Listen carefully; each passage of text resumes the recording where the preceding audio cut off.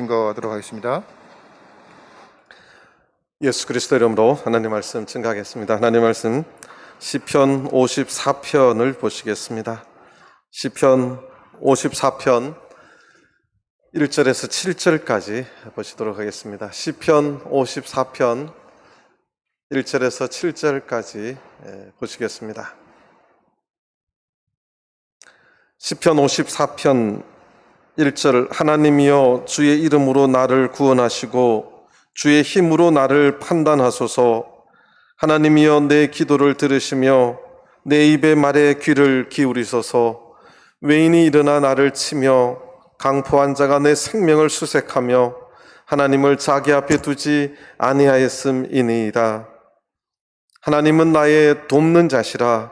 주께서 내 생명을 붙드는 자와 함께 하시나이다. 주께서 내 원수에게 악으로 갚으시리니 주의 성실하심으로 저희를 멸하소서. 내가 낙한 죄로 주께 감사하리이다. 여호와여 주의 이름에 감사하오리니 주의 이름이 선하심이니이다. 대저 주께서 모든 환난에서 나를 건지시고 내 원수가 보응받는 것을 나로 목독해 하셨나이다. 아멘. 할렐루야. 오늘 거룩한 안식일 기억하시고 주의 전에 나오신 모든 성도님들 하나님께서 안식의 평안과 기쁨을 누릴 수 있는 하루가 될 수 있도록 인도해 주시길 바랍니다. 오늘 또 온라인으로 예배드리는 모든 성도님들에게도 하나님의 은혜가 또 함께 있기를 바랍니다. 날씨가 굉장히 덥습니다. 그리고 사실은 또 휴가철이신데 혹시 또 휴가지에서 또 온라인으로 예배드리는 성도님들 계실 줄로 믿습니다만 어디에 계시든 하나님께서 오늘 하루 은혜 주시고 함께 해 주시기를 바랍니다.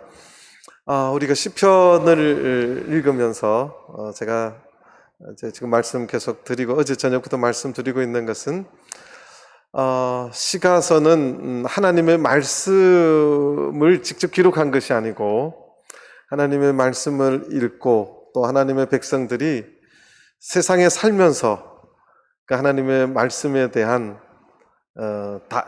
반응을 기록한, 또 하나님의 말씀대로 살려고 하다 보면 당하는 수많은 아픔과 어려움 속에서 하나님 앞에 탄원하는 여러 가지 그러니까 반응들, 시들을 적어 놓은 것이 이제 시편인데요. 그 시편 중에 가장 대표적인 인물이 이제 다윗입니다. 다윗의 인생 중에서 가장 위급할 때, 다윗이 가장 힘들었을 때, 하나님께서는 다윗을 내 마음에 합한 사람이라고 했지만, 그가 그렇게 평생을 믿음으로 살려 노력했지만, 그 인생에 있어서 가장 힘들 적에 다윗은 자기의 마음속을 하나님 앞에 어떻게 표현했는지, 그것을 좀 보자고 했는데, 어제 저녁 시간과 오늘 오후까지 그 두 번째 시편이 57편입니다. 57편은 또 굉장히 시편을 연구하는 분들에게 굉장히 유명한 시이기도 합니다. 항상 시편을 읽을 적에 그 앞에 시작되는 작은 글씨를 꼭 읽어야 된다고 말을 했어요. 왜냐하면 그것을 이제 표제어라고 하는데 우리 성경은 이것이 1절입니다. 그 배경을, 이 시를 적은 배경을 알 수 있는 굉장히 중요한 부분인데요. 먼저 54편을 보기 전에 이것부터 좀 보도록 하겠습니다. 다윗의 맞쓰길, 영장으로 현악에 맞춘 노래. 다윗의 교훈신데 영장은 이제 지금으로 하면 지휘자입니다. 노래를 지휘하는 자가 현악에 맞춘 노래. 시빈이 사울에게 이르러 말하기를 다윗이 우리 곳에 숨지 아니하였나이까 하던 때에, 요게 이제 이해를 해야 되는데, 시빈이 이게 무슨 말이냐면 10사람이 그 말이 아니고 이스라엘 땅에 유다 지파 땅 안에 10광야가 있어요. 성경은 10황무지라고 되어 있는데 다윗이 무슨 지파죠? 유다 지파입니다. 그 유다 지파, 다윗이 숨어 돌아다니다가 결국에 숨을 데가 없어서 유다 지파, 자기와 똑같은 유다 지파에 사람 살지 않는 큰 남쪽에 10광야에 숨어 들었는데 유다 지파가 사울왕은 어느 지파죠? 베냐민 지파입니다. 사울왕에게 밀고를 합니다. 다윗 왕이 여기 숨어 있어요. 잡아가세요. 이렇게 할 때에 이 노래를 했다는 거예요. 자, 이 배경을, 역사적인 배경을 제가 말로 하면, 그러니까 여러분들 이제 기억에 좀 나도록 사무엘상 21장부터 제가 꼭꼭 짚어 드릴 테니까 쭉 따라서 보시면 이해가 됩니다. 사무엘상 21장부터 좀 보시도록 하겠습니다.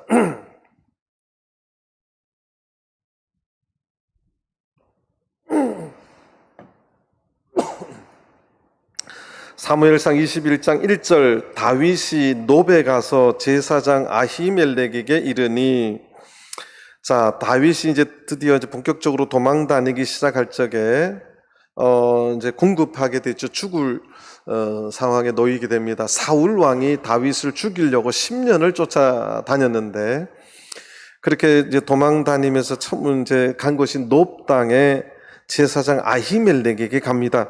그래서 3절에 보니까 다윗이 이제 너무 3일 동안 완전히 굶었어요. 마시지 못하고 굶어서 제사장에게 가서 떡 5덩이를 좀 달라. 그것이 3절 내용이고, 4절에 제사장이 내가 항용떡은 없다. 항용떡은 식사로 먹는 그 식사떡은 없는데 거룩한 떡은 있다. 그렇게 말합니다. 그것이 이제 4절이죠. 제사장이 다윗에게 대답하여 가로되 항용떡은 내 수중에 없으나 거룩한 떡은 있나니 그 소년들이 부녀들을 가까이만 아니하였으면 주겠다. 그러니까 성막에 대제사장이 이제 성막에 들어가면 이제 그 앞에 번제단이 있고 이제 물두멍이 있고, 그것도 성소 안에 들어가면 요 오른편에 떡상이 있어요. 그 떡상에 떡이 12개, 6개, 6개 연해서 12개가 이제 있어야 되는데, 이것은 아무나 해서도 안 되고 굉장히 중요한 떡입니다. 그래서, 근데 이것이 이제 안식일이 되면 뜨거운 떡으로 바꿔서 이렇게 냅니다. 그리고 일주일 동안 해놓은 떡은 제사장들이 먹게 되어 있습니다. 그러니까 일주일 동안 하나님의 성소 안에 왼쪽에는 이제 메노라, 이제 등대가 7등대가 있고, 앞에는 이제 향단이 있는데, 이 떡이 이제 거룩한 떡입니다. 성도님들 여기서 조금 알아야 될 것이, 질문이 이제 들어왔는데, 다윗이 그 거룩한 떡, 하나님의 전에 올렸던 떡을 먹었냐? 요게 이제 정확한 걸 좀 알아야 돼요. 거기 올려져 있는 걸 먹으면 죽습니다. 거기 있는 떡을 절대 꺼내서 먹으면 안 돼요. 그런데 뭐냐 하면, 올렸다가 바꾸잖아요. 다시 뜨거운 떡을 놓고 이 떡을 꺼내와요. 요거는 먹을 수 있어요. 요거는 이제 제사장들이 먹을 수 있는 거예요. 그래서 다윗이 거기 위에 있는 떡을 먹은 게 아니라, 성도님 자꾸 요 위에 있는 떡을 먹은 걸 알고 있는데, 요 위에 있는 떡이 아니라 꺼내서 이제 먹을 수 있는 떡을 제사장이 너무나 급하다고 하니까 너네들이 거룩한 상태가 되면 주겠다 해서 그렇게 준 것입니다. 이것이 이제 6절에 나옵니다. 요걸 이제 정확하게 성도님들 좀 알았으면 좋겠어서 제가 자세히 설명드리겠습니다. 6절을 제사장이 그 거룩한 떡을 주었으니 거기는 진설병 곧 여호와 앞에서 물려낸 떡밖에 없습니다. 이 떡은 더운 떡을 드리는 날에 물려낸 것이더라. 무슨 말인지 알겠죠? 새로운 떡을 드릴 때 물려내서 이제 먹을 수 있는 떡인데 제사장이 이걸 준 거예요. 거기 있는 그 떡을 먹으면 다윗이라도 죽습니다. 이거는 있을 수 없는 이야기고, 질문을 정확하게 이제 해서 제가 이제 정확하게 답을 드리면 물려낸 더운 떡은 들어가고 이제 밖에 있는 떡을 준 겁니다. 자, 그런데 요때 사울의 신하 한 사람 중에 도액이라는 사람이 있어요. 그것이 이제 이 사람이 에돔 사람인데 사울의 그 말이나 사울의 개인 재산을 치는 목자장인데, 이 사람이 이제 다윗이 도망 다니는 걸 본 거예요. 그것이 이제 7절의 내용입니다. 그날에 사울의 신하 한 사람이 여호와 앞에 머물러 있었는데 그는 도액이라 이름하는 에돔 사람이요 사울의 목자장이라. 자, 여기까지 보고 10절을 보시겠습니다. 다윗이 또 옮깁니다. 거기가 이제 위험하니까 10절에 그날에 다윗이 사울을 두려워하여 일어나 도망하여 가드 왕 아기스에게로 가니, 다윗이 이제 또 도망간 데가 이스라엘 땅에 도망갈 때가 있으니까 블레셋 사람이 사는 가드 쪽에 가드 왕 아기스에게 가는데 여기서 얼마나 거기서도 이제 다윗이 왔다니까 우리의 원수니까 죽이자 뭐 이런 말이 나왔겠죠. 그래서 여기서 이제 미친 척을 합니다.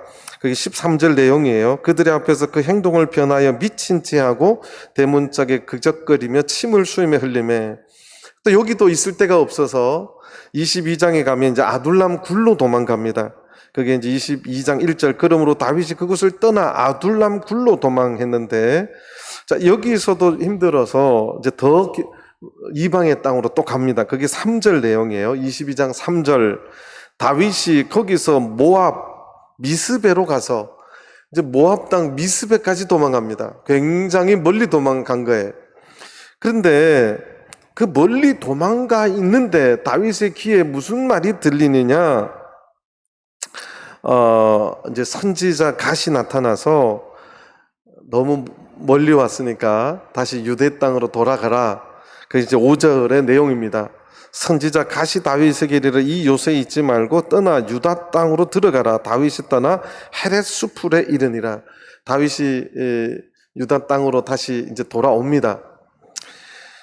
그럴 적에 이때 이제 아까 말했던 도액이라는 사람, 에돔 사람이 사울 왕에게 찾아가서 다 일러 바쳐요. 일러 바칩니다. 이 아히멜렉 대제사장에 와서 떡도 먹고 골리앗의 칼도 받아가고 그랬다는 것을 하니까 이 사울 왕이 그때 당시에 대제사장인 아히멜렉을 부릅니다. 부르는데 아히멜렉이 뭐 숨기려고 한 것도 아니고 다윗이 훌륭한 사람이고 너무 배가 고파하고 그래서 성결하느냐 물었더니 그러다 해서 내가 물려낸 떡을 급하게 주었다. 그러니까 사울 왕이 그게 이제 17절입니다. 22장 17절 왕이 좌우의 시위자에게 이르되 돌이켜 가서 여호와의 제사장들을 죽이라. 그들도 다윗과 협력하였고 또 그들이 다윗의 도망한 것을 알고도 내게 고발치 아니하였음이니라 하나 왕의 신하들이 손을 들어 여호와의 제사장들 죽이기를 싫어한지라. 사울 왕이 그 당시에 제사장들을 죽이려고 하니까 옆에 신하들이 못 죽입니다. 왜 못 죽이냐면 당시에 대제사장들, 제사장들을 아무 이유 없이 죽이는 것은 굉장히 큰 일이에요. 하나님 앞에 벌 받을 일이지요. 그래서 못 죽입니다. 그랬더니 도액이라고 하는 이 에돔 사람이 대제사장들을 85인을 한꺼번에 죽입니다. 다윗의 편을 들었다고 죽여버립니다. 그것이 이제 18절 내용이에요. 왕이 도액에게 이르되 너는 돌이켜 제사장들을 죽이라 하며 에돔 사람 도액이 돌이켜 제사장들을 쳐서 그날에 세마포 에봇 입은 자 85인을 죽였고 85인을 그냥 그 자리에서 죽였어요. 사울 왕이 어제 제가 설명드렸죠. 그 힘을 마음껏 자기를 위해서 쓰고 있는 거예요. 다윗은 그 힘을 쓰지 않았어요. 사울은 그 힘을 가지고 아주 두려움 없이 하나님의 제사장들을 그렇게 마음대로 그렇게 죽여버렸어요. 그래서 다윗이 또 급하게 도망을 갑니다. 그것이 23장 1절이에요. 혹이 다윗에게 과야르되 벗어서 블레셋 사람 이제 다윗이 이제 또 도망을 갔는데 그곳에서 다윗이 또 소문을 듣습니다. 뭐 말이냐면 다윗이 이제 멀리 유다 땅 제일 남쪽에 지금 도망가 있는데 그일라라고 하는 데는 블레셋하고 이렇게 붙어 있는 데예요. 굉장히 멀어요. 그 블레셋에 그일라에 블레셋 사람들이 타작마당에 쳐들어와서 타작마당에 쳐들어왔다는 것은 곡식을 떨 적에 그 곡식을 빼앗기 위해서 쳐들어오는 거예요. 그러면 곡식이 뺏기면 유대인들은 1년 내에 어떻게 되는 거예요? 못 먹고 사는 거예요. 굉장히 힘들어지는 거예요. 그래서 다윗이 소식을 들으니까 그일라의 블레셋이 그것도 추수 때 타작마당을 곡식을 뺏기 위해서 쳐들어온다는 말을 듣고 다윗이 하나님에게 묻습니다. 의리분이 있는 거예요. 자, 이렇게 블레셋이 쳐들어오면 이 나라를 누가 지켜줘야 돼요? 하나님 말고 이제 정치적으로 하면 누가 지켜야 돼요? 사울 왕이 지켜줘야 되죠. 근데 사울은 그 위험한 곳에 마가주로 가지 않습니다. 진정으로 백성을 위하는 왕이 아니지요. 근데 다윗은 이 말을 듣고 어떻게 이 나라가 이렇게 됐느냐? 그래서 내가 우리 군사들과 함께 가서 이제 이걸 지켜줘야 되겠구나. 그래서 먼저 하나님 앞에 묻습니다. 그게 2절 내용이에요. 이에 다윗이 여호와께 묻자고 가로되 내가 가서 이 블레셋 사람을 치리이까 여호와께서 다윗에게 이르되 가서 블레셋 사람을 치고 그 일 나를 구원하라. 자, 그런데 다윗을 지금 따르는 사람이 400명에서 지금 600명으로 늘었어요. 600명인데 다윗을 따르는 600명의 입장으로 보면 지금 어디 도망갈 데도 없어서 겨우 도망왔는데 그 위에까지 가서 또 블레셋하고 전쟁하면 우리가 죽을 수도 있고, 첫 번째. 두 번째는 누가 금방 알아요? 사울이 금방 알잖아요. 지금 우리 숨는 것도 힘든데 무슨 전쟁을 나가냐. 거기 600명은 그걸 굉장히 싫어했어요. 그게 이제 3절 내용입니다. 다윗의 사람들이 그에게 이르되 보소서 우리가 유다에 있기도 두렵거든. 지금 유다 땅 여기 숨어 있는 것도 지금 어렵게 숨어 있는데 하물며 그일라에 가서 블레셋 사람의 군대를 치는 일이니까 600명은 가기를 싫어합니다. 근데 다윗이 또 물어봐요. 하나님 앞에 우리가 가도 되느냐. 하나님께서 가라. 그래서 이제 그래가지고 이제 그일라 사람들을 이제 5절에 다윗과 그의 사람들이 그일라로 가서 블레셋 사람과 싸워 그들을 크게 도륙하고 그들의 가축을 끌어오니라. 다윗이 이와 같이 그일라 거민을 구원하니라. 다윗이 600명을 거느리고 그일라에 가서 블레셋 사람을 무찔리고 곡식을 지켜주고 짐승들을 다 지켜줬어요. 그러면 그일라 사람들이 다윗에게 고마워해야 돼요? 사울 왕에게 고자질해야 돼요? 제가 쉽게 설명했는데 아직도 못 알아들으세요? 다윗이 지금 숨기도 어려운데 그일라에 블레셋이 쳐들어왔다니까 지켜줘야 될 사울 왕은 안 지켜주고 있는데 다윗이 그곳까지 가서 지켜줬어요. 그러면 그일라 사람들이 다윗에게 감사해야 돼요? 사울 왕에게 여기 있으니까 잡아가세요 하고 밀고 해야 돼요? 고마워해야 되는데 이 그일라 사람들이 밀고 합니다. 사울 왕 여기 다윗이 있으니까 잡아가세요. 그렇게 말을 해요. 이게 이제 7절입니다. 다윗이 그일라에 온 것을 혹이 사울에게 고하매, 이 고한다는 것이 세번역에는 밀고하매 이렇게 돼 있어요. 가서 이제 이야기를 했다는 거죠. 잡아가라고. 이럴 적에 여러분들 같으면 이 그일라 사람들을 가만히 냅둬야 돼요? 싹 다 그냥 죽여야 돼요?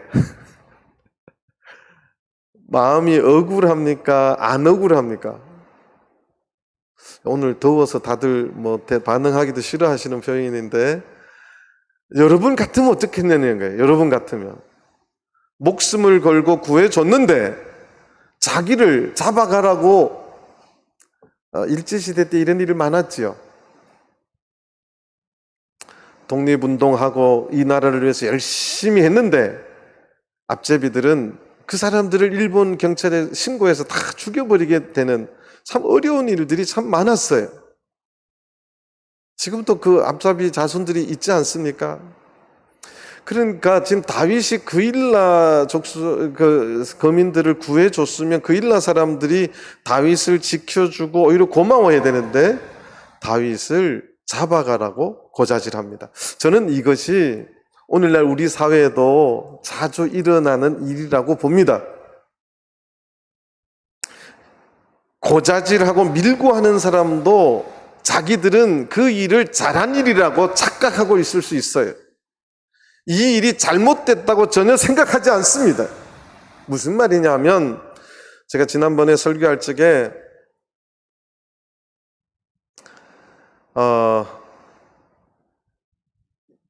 이렇게 어떤 흐름이 있어요.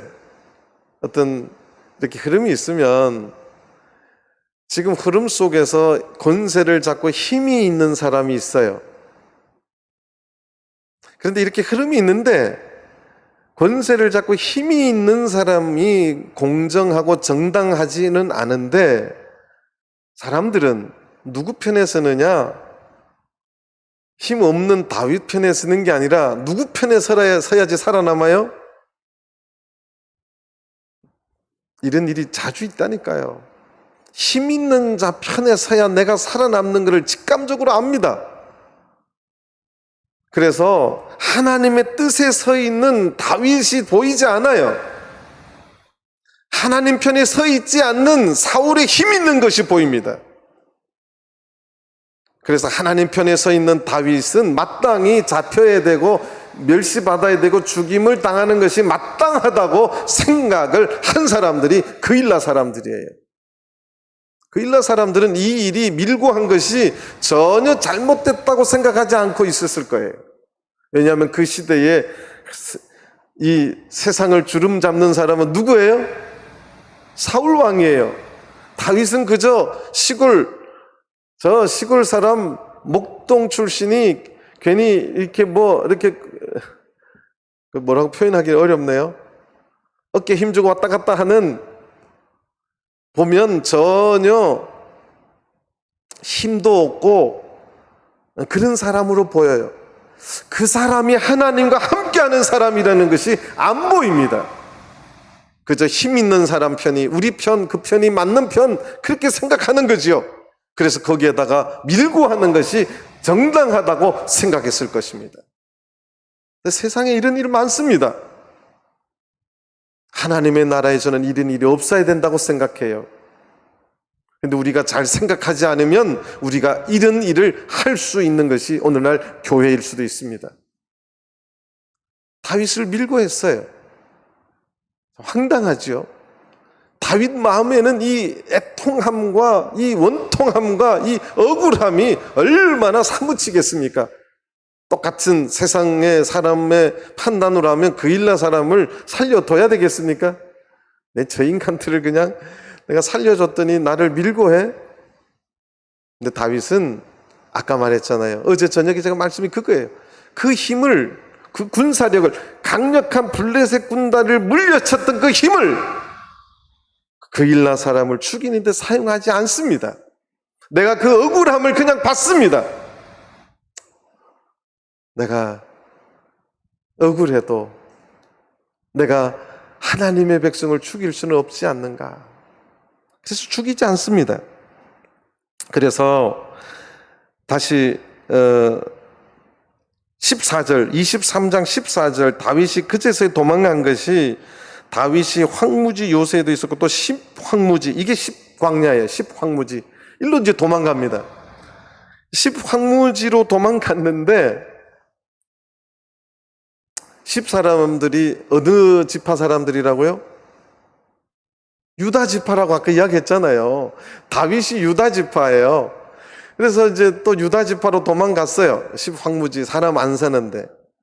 그러면 유다 지파, 같은 지파 사람들이 좀 다윗을 보호해 줘야 되는데, 10광야에 있는 요 10사람들이 다윗하고 같은 지파 사람이 또 사울에게 밀고를 합니다. 그게 이제 23장 19절이에요.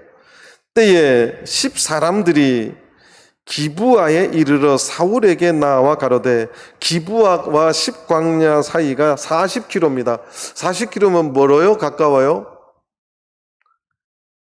지금 차로 가면 가잡제, 걸어서 가면 가깝냐고요, 이게. 겁나게 멀단 게, 여기서 저기 여우치 오시는 여우치까지가 몇 킬로예요?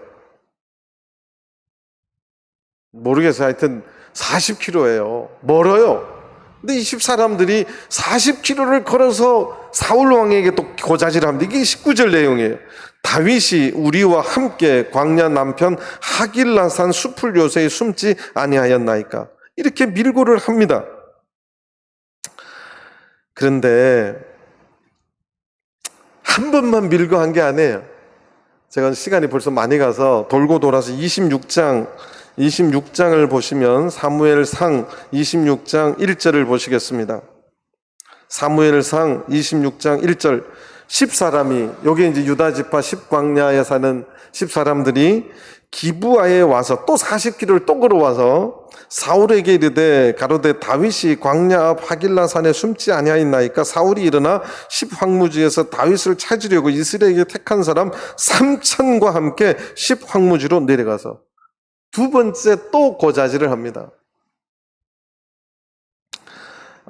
요것이 이제 다시 이제 시편 54편으로 오겠습니다. 시편 54편 1절 전에 작은 글씨, 거기에 대한 설명이에요. 이거 설명을 해야 이게 무슨 내용인지 안다니까요. 이거 설명 안 하면 내용을 몰라서 설명을 했는데 벌써 시간이 겁나게 가버렸어요. 이제 진짜부터 해야 되는데 큰일 났어요. 자, 요까지 작은 글씨를 읽고 느끼는 다윗의 마음 상태가 무엇일까요? 무엇일까요? 자기는 지금까지 하나님의 뜻대로 살려고 최선을 다했고, 믿음대로 살려고 했고, 착하게 살려고 했고, 같은 이스라엘 백성을 위해서 살았는데 다 누가 신고를 해요? 참 원통하지요. 이거보다 더 원통한 사람이 있어요? 근데 지금 죽이려고 3,000명이 지금 자기를 찾아옵니다. 이제 곧 죽을 수 있어요. 지금 다윗의 감정은 두 가지예요. 하나는 원통함이에요. 억울함이에요. 억울한 거예요. 어떻게 하나님 나에게 이럴 수 있습니까? 그리고 우리 이 동포들, 우리 이 같은 민족들이 나에게 왜 이럴 수 있는가? 나 정말 믿음대로 살려고 그러고 착하게 살았고 하나님 위해서 살았는데 어떻게 이런 일이 있을 수 있느냐? 이 억울한 마음, 교회에 있다 보면 억울한 마음이 겁나게 많이 들 때가 있어요. 제가 이제 목회를 해보니까 목회자의 가장 마음을 힘들게 만드는 게 억울함이에요. 말하기는 좀 창피해요. 좀 유치해서. 나는 그 성도를 위해서 정말 기도하고 위해서 생각하고 그 자녀들을 위해서 정말 위해서 기도하고 하나님 앞에 간절히 기도하는데 그분들이 저를 뒤에서 엄청나게 욕을 해요. 억울하죠. 하나님 어떻게 이렇게 세상이 이렇게 될 수 있습니까? 억울하죠. 이게 세상이고 이게 사람 사는 세상이에요. 저는 그래서 이 다윗의 마음이 오늘날 우리 성도들의 마음하고 똑같을 수 있다는 거예요. 이게 시편이라는 거예요. 시편이 항상 찬양만 있고 즐거움이 있고 기쁨만 있는 게 아니라는 거예요. 그리고 3,000명이 지금 나를 죽이려고 애워싸고 있습니다. 여러분들 10명이 나를 해하려고 찾아와도 무서워요. 근데 맨손으로 오는 것도 아니고 죽이려고 칼과 창을 들고 활을 들고 찾아오고 있어요. 얼마나 다급합니까? 다윗은 지금 두 가지예요. 억울함과 억울함으로 이 정도 사람이 되면요, 사람 이제 정신이 나가지요. 어떻게 이런 일이 있을 수 있느냐? 그 다음에 다급함이에요. 어떻게 하나님 내가 잘못한 게 없는데 이스라엘 사람들을 구원내고 그 일라 사람들을 구해내고 착한 일을 했는데 그 일라 사람도 나를 밀고 하고 또 이 10사람들 같은 광야 사람 이 유다 지파 인고 내가 한 번도 해한 적도 없고 내가 그 사람들을 한 번도 나쁘게 한 적도 없는데 같은 우리 집하고 그래서 내가 해 안 주려고 이 10광야에서도 사람 없는 곳에 지금 수풀에 숨어 있는데 어떻게 그것을 또 나를 죽이려고 밀고를 할 수 있을까? 지금 쳐들어와서 나를 에워싸고 있는데 이 다급함, 절망감 이것이 지금 시편 54편을 말하기 전에 다윗의 내면의 마음가짐일 수 있습니다. 이럴 적에 시가 나올까요? 이럴 때 찬양이 나올까요? 자, 1절을 보시도록 하겠습니다. 그래서 다윗의 일성이 하나님이여입니다. 하나님이여. 하나님이여 어떻게 이럴 수 있습니까? 그게 아니라 하나님을 찾아요. 하나님이여. 2절도 하나님이여. 그렇게 찾고 있는 거예요. 하나님이여 주의 이름으로 나를 구원하시고 주의 힘으로 나를 판단하소서. 다윗은 지금 곧 죽을 수 있어요. 그래서 하나님, 주의 이름으로 나를 구원해달라고, 이 원통함과 이 위급함 속에서, 나의 생명의 이 위급함 속에서 나를 구원해달라고 먼저 하나님을 찾습니다. 그리고 주의 힘으로 나를 판단하소서. 이게 조금 번역에 아쉬움이 있어요. 주의 힘으로. 그래서 새 번역에는 주님의 권세로 나의 정당함을 변호하여 주십시오.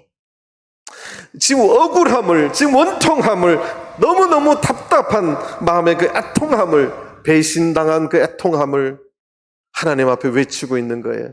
주님, 주님의 그 권능으로 나의 정당함, 나는 잘못도 안 했음을, 지금 세상을 주도하고 있는 사울의 편에 서서 사람들이 나를 다 대적하고 나는 하나님 앞에 한 번도 싫은 소리 한 적 없고 하나님을 원망한 적 없고 이스라엘 백성들 위해서 평생을 살았는데 내가 왜 이렇게 죽어야 됩니까? 내가 왜 이렇게 고통함을 당해야 됩니까? 하나님, 내가 잘못해서 이렇게 되지 않았고 내가 하나님 보시기에 옳았음을, 정당했음을 하나님 판단해 달라고, 하나님 나를 변호해 달라고 그렇게 외치고 있는 것입니다. 이게 이런 형식의 탄원이에요. 다윗이 잘못한 거 있어요? 나라를 구하기 위해서 골리앗을 물리친 것밖에 없어요. 그 뒤로 사울이 왕이 나를 죽이려고 하는데 아무도 내 편 드는 사람이 없어요. 세상은 항상 힘 있는 자의 편에 씁니다. 힘을 가진 자의 편에 씁니다. 누가 하나님 편에 서 있는지 그걸 보지 않습니다. 그래서 나는 우리 성도님들이 힘 있는 자의 편에 서는 것이 아니라 누가 하나님 편에 서 있는지 그걸 볼 수 있는 눈을 가지시게 되길 먼저 바랍니다. 그래야 원통한 사람이 생기지 않습니다. 오늘 교회도 마찬가지예요. 오늘도 교회도 마찬가지입니다. 누가 하나님 편에 서 있는지. 그래서 다윗이 하나님의 그 권세로 나의 정당함을 하나님 판단해 달라고, 나의 정당함을 하나님 변호해 달라고 그렇게 외치고 있는 것입니다. 저는 혹시 우리 전주에도 하나님 보시기에 아무 잘못이 없는데 많은 사람들에게 오해받고 있는 분이 있다면 하나님께서 그 억울함을 꼭 풀어주시기를 간절히 바랍니다. 다윗이 한 것은 오로지 믿음으로 살려고 했고 하나님 보시기에 옳은 일만 살려고 했어요. 그런데도 지금 죽음의 상태에 놓여 있습니다. 억울한 상태에 놓여 있습니다. 아무도 다윗의 편에 서 있는 자들이 없었어요. 2절을 보시겠습니다. 그래서 하나님이여 내 기도를 들으시며 내 입의 말에 귀를 기울이셔서, 다윗이 또 하나님이여 내 기도를 들어달라고, 내 기도를 들어달라고. 이런 억울할 적에, 애통할 적에, 원통할 적에, 또 우리가 위급할 적에 우리 하나님의 성도들이 할 수 있는 것은 두 번째, 하나님 앞에 뭐 하는 거예요? 기도하는 거예요. 기도하는 겁니다. 원수를 내 손으로 갚는 게 아니에요. 내가 기도하는 겁니다. 우리 전주교회 성도님들 그런 원통함이 있다면 기도하는 성도들 되시기를 바랍니다. 기도하시게 되길 바랍니다. 다윗은 그러한 엄청난 원통함과 애통함 속에, 그리고 생명의 위협 속에서 하나님 앞에 기도하고 그 기도를 들어달라고 기도하고 있습니다. 3절을 보시겠습니다. 외인이 일어나 나를 치며 강포한 자가 내 생명을 수색하며 하나님을 자기 앞에 두지 아니하였음이니이다. 다윗이 자기의 상태를 지금 하나님 앞에 아뢰입니다. 외인이 일어나 나를 치며, 아무 이유 없이 치며 강포한 자가 내 백성을 수색하고. 그런데 보니까 그들은 하나님을 자기 앞에 두지 아니하였음이니이다. 이 말이 알아들으랑 말랑 하는 말이에요. 근데 새 번역은 아주 알아듣기 좋게 번역을 했어요. 하나님을 안중에도 두지 않는 자들입니다. 느낌이 확 오죠? 아, 아까도 말씀했지만 힘을 쓰면 힘 있는 자에게 모이게 돼 있어요. 신기해요. 세상도 그렇고 제가 보니까 교회 안도 비슷해요. 힘을 쓰면 힘을 쓰는 사람에게 모입니다. 그 힘이라고 하는 것은 여러 가지가 있을 수 있어요. 그 힘보다 중요한 것은 하나님을 우리 내 안에 두는 것입니다. 하나님 편에 서는 것입니다. 이게 더 중요한 거예요. 대부분 힘을 쓰는 사람들은 하나님을 자기 앞에 두지 않습니다. 요 말이 이제 다른 표현을 하면 이제 새 번역을 잘해냈는데 하나님을 안중에도 두지 않는 자다. 이 사람들은 쉽게 말하면 하나님보다 뭐를 더 의지하는 거다고요? 힘을 더 의지하고. 이런 사람들 마음속에 뭐가 없는 자들이라고요? 하나님이 없는 자라는 거예요. 하나님이 없기 때문에 힘을 쓰는 겁니다. 하나님이 없기 때문에 그 힘을 악하게 쓰는 것입니다. 자기 마음대로 쓰는 것이고 나를 위해서 쓰는 것입니다. 다윗은 한 번도 그 힘을 하나님 보시기에 악한 방법으로 쓰지 않았어요. 남을 해하거나 남을 괴롭히거나 그러지 않았어요. 사울은 그렇게 악한 짓을 했어요. 그 힘을 자기를 위해서, 자기의 권한, 이 왕의 왕권의 지위를 위해서 대제사장들을 85명을 죽였어요. 엄청난 일이죠. 다윗은 그렇게 하지 않았다는 거예요. 자기 힘을 쓸 적에 안중에 하나님이 안 보이는 거예요. 그 마음속에 하나님이 안 계시기 때문에 그렇다는 것입니다. 저는 가끔가다 교회에서도 저분이 마음속에 하나님이 있을까? 이런 생각이 들 때가 많아요. 어떻게 하나님이 계시면 저렇게 말하고 행동할까? 저는 우리 성도님들이 정말 두려워하는 것은 세상의 힘이 아니라 하나님을 내 마음속에 두시게 되기를 간절히 바랍니다. 하나님 앞에 옳다함을 인정받는, 하나님 앞에 그 정당함을 인정받는 성도들이 되시기를 간절히 바랍니다. 이것이 중요해요. 그렇지 않은 것들은 나를 위해서, 나의 어떤 뭐를 위해서 힘을 쓰고 한다면 말은 하나님의 이름이지만 하나님이 안중에 없는 자들이라는 사실입니다. 사울 왕도 맨날 하나님 찾았어요. 하나님 이야기했습니다. 4절을 보시겠습니다. 그리고 3절하고 4절, 3절 제일 뒤에 보면 셀라가 있어요. 셀라. 뭐 이쁜 이름 같죠? 사람 이름이 아니라 셀라는 히브리인들의 악보의 쉼표입니다. 쉼표. 우리는 입으로 쉼표 이렇게 말하잖아요. 히브리인들은 셀라 그렇게 말하는 거예요. 그럼 우리는 쉼표를 읽어야 돼요? 안 읽어도 돼요? 음악 하다 보면 두 마디 지나면 위에 쉼표 있어요. 두 마디 하고 쉼표, 그리고 또 노래하다가 또 쉼표 이렇게 할 필요가 있어요? 없어요? 쉼표도 이제 한 박자 쉬는 것도 있고. 셀라는 안 읽어도 됩니다. 단지 이 시를 읽을 적에 3절까지 읽고는 한참 쉬어야 돼요. 왜 쉬어야 돼요? 요 말 안 하는 짧은 쉼 속에 상태가 싹 바뀌거나 이제 시의 느낌이 바뀐다는 뜻이에요. 그래서 3절 외인이 일어나 나를 치며 강포한 자가 내 생명을 수색하며 하나님을 자기 앞에 두지 아니하였음이니이다. 한참 쉬었다가 4절 하나님은 나의 돕는 자시라. 시가 확 바뀌죠? 거기 셀라의 의미예요. 무슨 말인지 아시겠죠? 그래서 새벽 기도 때 보면 꼭 셀라를 읽는 분이 계셔가지고 셀라를 안 읽으셔도 돼요. 쉬라는 뜻입니다. 쉬시에요. 이렇게 이제 시가. 다윗이 아까 사무엘상 21장, 22장, 23장 10사람이 자기를 그렇게 밀고 하고 고통 속에 있을 때 다윗이 느끼는 것, 억울함과 이 배신당함과 이 궁급함이죠. 위급함인데 그 속에서 하나님의 도우심이 보입니까? 안 보입니까? 보여요, 안 보여요? 아, 보이세요? 참 믿음이 좋으시네. 아니, 여기 도망가면 여기 어려움이 있고, 여기 도망가면 여기 어려움이 있고, 여기 도망가면 여기 어려움이 있는데 하나님의 도움이 보여요, 안 보여요?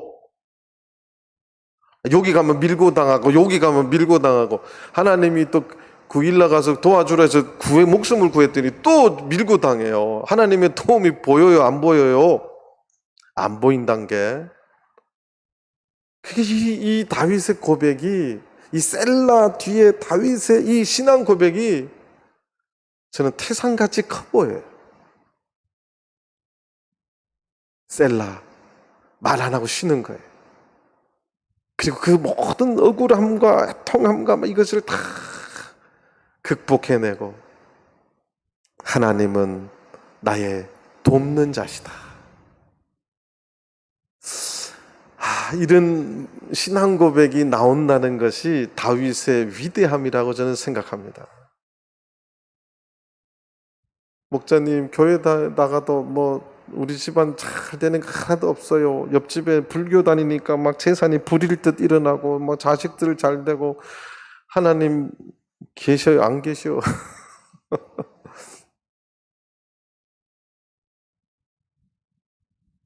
지금 다윗이 하나님은 나를 돕는 자시라고 말할 수 없는 상황이에요. 그런 말이 입에 나올 수가 없는 상황이라는 사실이에요. 근데 다윗은 하나님은 나의 돕는 자시다. 그래서 우리가 시편을, 제가 그 작은 글자 있잖아요. 왜 배경을 자세히 설명하냐면 그걸 알아야 이런 다윗의 마음의 변화, 그의 신앙을 엿볼 수 있기 때문에 그런 거예요. 얼마나 억울하겠습니까? 또 같은 유다 지파라고 믿어서 그까지 숨어들었는데 또 두 번이나 밀고 당합니다. 하나님의 도움이 보이지 않아요. 그런데 다윗은 하나님은 나를 돕는 자라는 사실을 절대적으로 믿었어요. 우리 인간은 하나님이 이때 도와줬으면 좋겠다는 우리 인간이 필요한 도움의 때가 있는데 하나님은 그때는 안 도와주세요. 어떻게 보면 우리 인간이 더 절실해 내가 못 느끼는 뜻밖의 상황에서 또는 절대절명의 상황에서는 반드시 다윗을 지켜주셨습니다. 그러니까 저는 이 다윗의 신앙 고백 때문에 어떻게 보면 역으로 하나님이 다윗을 버리지 못했을 수도 있어요. 다윗은 하나님은 나의 돕는 자시다. 주께서 내 생명을 붙드는 자와 함께 하신다고. 주님께서는 내 생명을 죽이거나 절망 속에 두지 않고 내 생명을 붙잡는 분이시다. 그렇게 신앙 고백을 하는 거예요. 내 생명을 하나님이 지켜주실 것이다. 하나님은 나를 돕는 자시다. 그렇게 고백하는 것입니다. 이것은 다윗의 위대한 신앙 고백이죠. 내 생명을 붙든다는 것은 육신의 생명만 말하는 게 아니에요. 육신의 생명은 내가 내일 죽을 수도 있어요. 누가 장담하겠습니까? 누가 장담해요? 나의 영원한 생명을 붙잡고 계시는 분, 그 생사화복의 주관자 되시는 분, 그분이 나와 함께 하시고 그분이 내 생명을, 영원한 생명을 붙잡고 있음을 다윗은 고백하고 확신하고 있는 것입니다. 저는 우리 전주교회 성도님들이 다윗의 이 신앙 고백을 통해서 우리의 영원한 생명을 붙잡는 그 하나님을 영원히 떠나지 않게 되기를 간절히 바랍니다. 그 확신 속에서 살아가시게 되기를 간절히 바랍니다.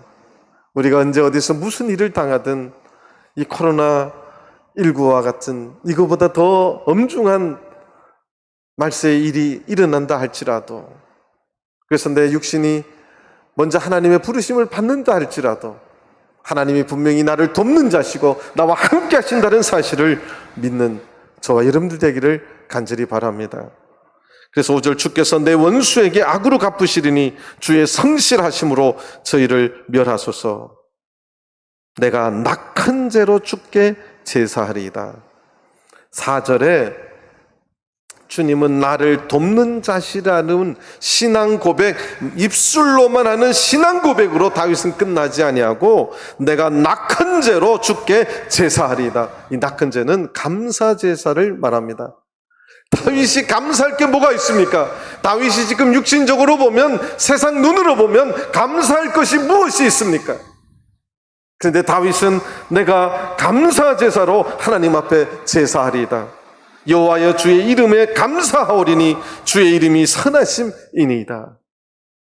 다윗은 지금 억울한 투성이고 곧 있으면 죽을 수도 있는데 하나님 앞에 감사제로 주님 앞에 제사하며 감사하겠다고 고백합니다.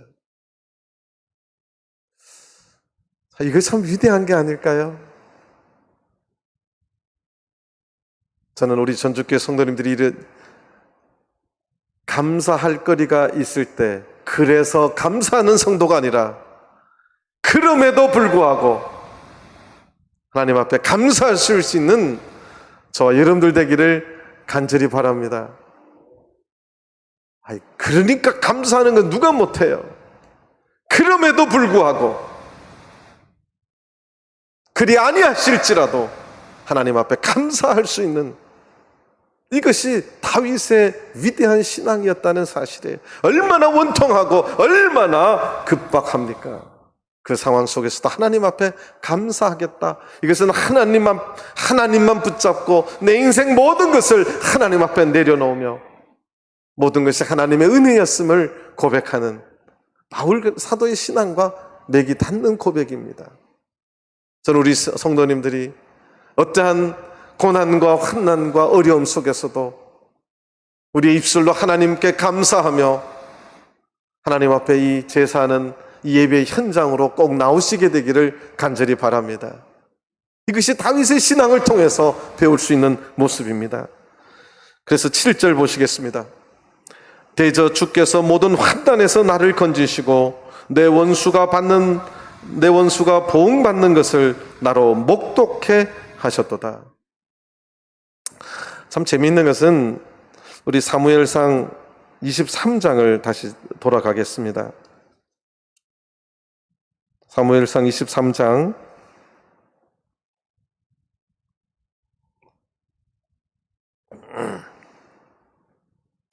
26절을 보시겠습니다.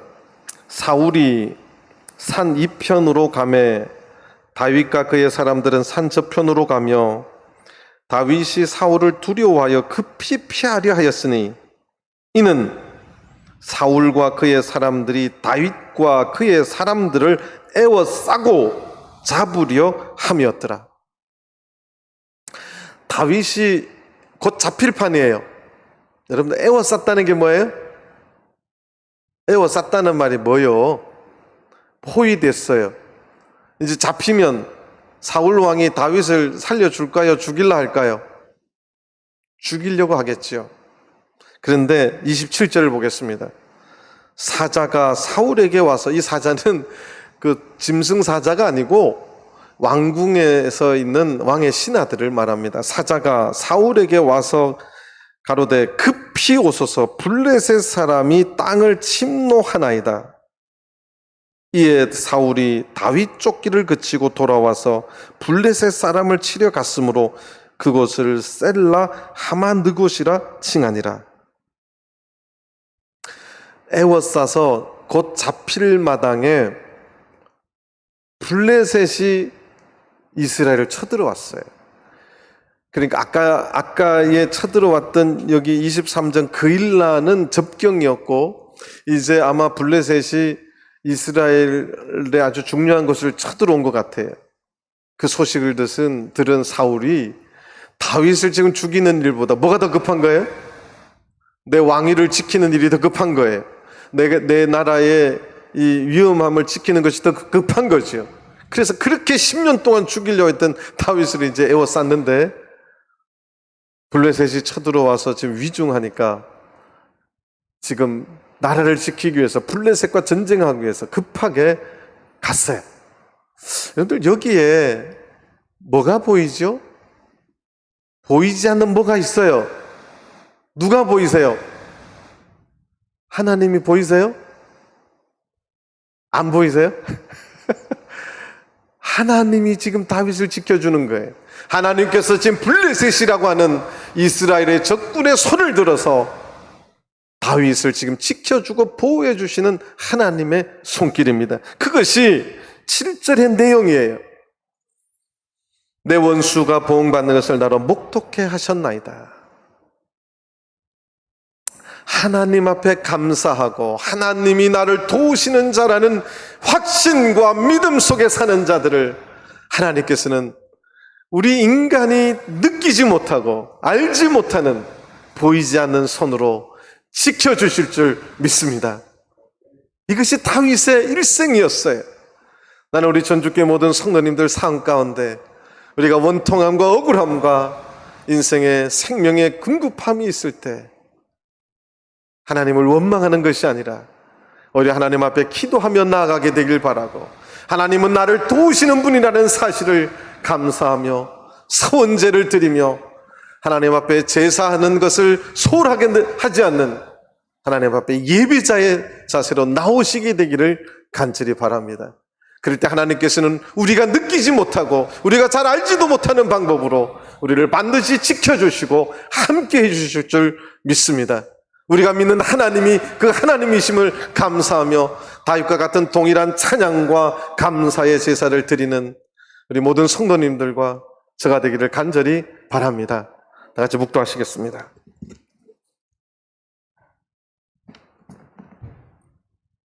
할렐루야.